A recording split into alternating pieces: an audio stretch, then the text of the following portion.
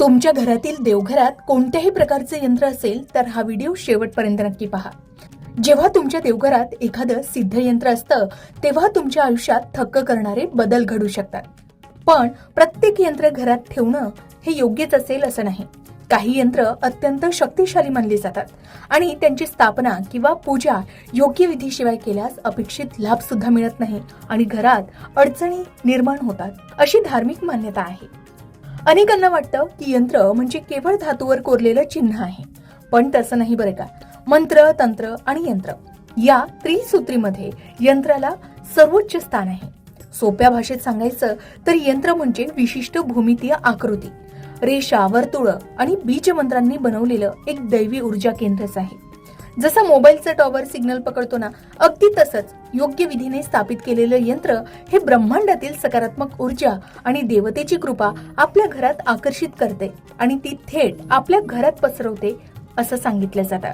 आता यंत्र म्हणजे काय, तर हा फक्त धातूचा तुकडा नाही, विशिष्ट रेखा आणि बिंदू यांच्या अचूक समन्वयातून एका विशिष्ट आकृतीचं यंत्र तयार केलं जातं। या भूमितीय रचनेमध्ये संबंधित देवी देवता किंवा ग्रहांचे आवाहन करून त्यांना विराजमान केलं जातं। ज्याप्रमाणे एखादी इमारत बांधण्यासाठी कुशल इंजिनियरची गरज असते, अगदी त्याचप्रमाणे अचूक यंत्र निर्मितीसाठी देवी देवतांची दिशा, त्यांची प्रकृती आणि गुणांचे ज्ञान असणाऱ्या विद्वानांची आवश्यकता असतेच असते।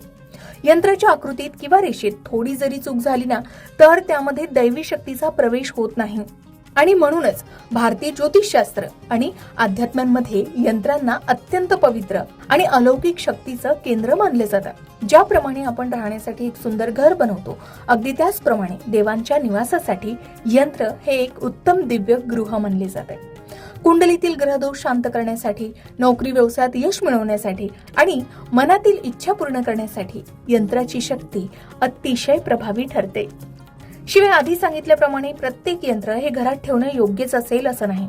काही यंत्र अत्यंत शक्तिशाली मानली जातात आणि त्यांची स्थापना किंवा पूजा योग्य विधीशिवाय केल्यास अपेक्षित लाभ मिळत नाही।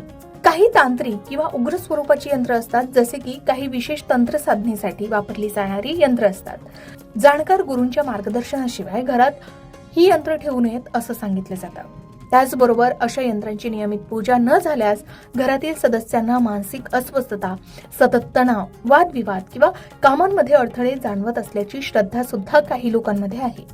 तुटलेले, खराब झालेले किंवा अपवित्र अवस्थेतील यंत्र सुद्धा देवघरात ठेवणं अशुभ मानले जातात।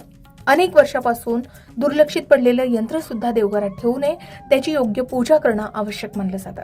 म्हणूनच कोणतंही यंत्र असो, जे घरात आणण्यापूर्वी त्याचे स्वरूप, उद्देश आणि पूजेची पद्धत जाणून घेणं महत्त्वाचं आहे, नाहीतर त्याचे लाभ मिळण्याऐवजी त्रास होऊ शकतो, अशी धार्मिक मान्यता आहे। आता अनेकदा काय होतं, कठोर परिश्रम करूनही नशिबाची साथ मिळत नाही किंवा कुंडलीतील कोणत्या ना कोणत्या ग्रहदोषामुळे प्रगतीत अडथळे येतात, तर ज्योतिषशास्त्रात ग्रहदोष शांतीसाठी रत्न वापरण्याचा सल्ला दिला जातो। परंतु जर काही कारणास्तव शुद्ध आणि महागडे रत्न खरेदी करणं शक्य नसेल, तर यंत्र हा रत्नांना एक अतिशय उत्तम आणि प्रभावी पर्याय आहे। म्हणून योग्य ग्रहांचे यंत्र धारण केल्यानं किंवा त्याची पूजा केल्यानंही तो ग्रह बलवान होतो, अशी ही मान्यता आहे। आता जर तुमच्या देवघरात सिद्ध केलेले यंत्र असेल तर घरात कोणत्या शुभ गोष्टी घडू शकतात, तर जेव्हा तुमच्या देवघरात एखादं सिद्ध यंत्र असतं तेव्हा तुमच्या आयुष्यात थक्क करणारे बदल सुद्धा घडू शकतात। जसे यंत्राच्या पवित्र स्पंदनामुळे घरातील क्लेश, भांडणं आणि मानसिक अस्वस्थता कायमची दूर होते। घरात पाऊल ठेवताच मनाला एक वेगळीच शांतता मिळते। व्यवसायात सतत तोटा होत असेल किंवा नोकरीत अडथळे येत असतील तर यंत्राच्या प्रभावाने धनाचे नवे मार्ग खुले होतात आणि आर्थिक स्थैर्य लाभतं। शिवाय आपल्या कुंडलीतील सूर्य, शनी, राहू, केतू यांसारख्या ग्रहांचे जे काही वाईट परिणाम किंवा प्रभाव असतात ते सुद्धा या यंत्रामुळे सौम्य होऊ शकतात। या यंत्रांमुळे घरातील सदस्यांमध्ये प्रेम वाढतं, सतत भीती किंवा चिंता आणि वाईट नजर यांपासून सुद्धा संपूर्ण कुटुंबाचं रक्षण होतं।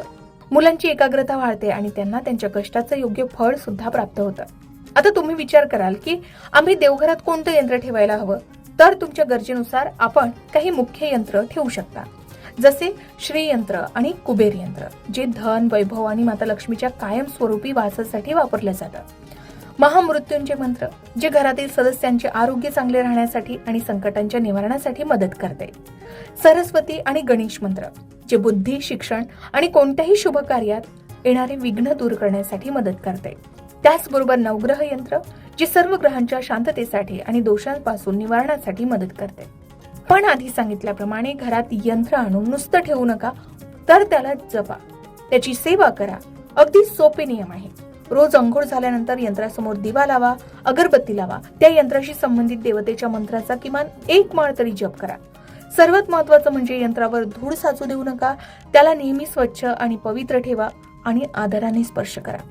शेवटी तुमची श्रद्धा, मंत्रशक्ती आणि देवतेची कृपा महत्त्वाची आहे, जी एक जिवंत माध्यम आहे. जर तुमची श्रद्धा असेल तर त्या यंत्रातून निघणारी प्रत्येक पॉझिटिव्ह एनर्जी ही तुमच्या घरात सकारात्मक बदल नक्कीच घडवून आणू शकते आणि घराचं नंदनवन करू शकते.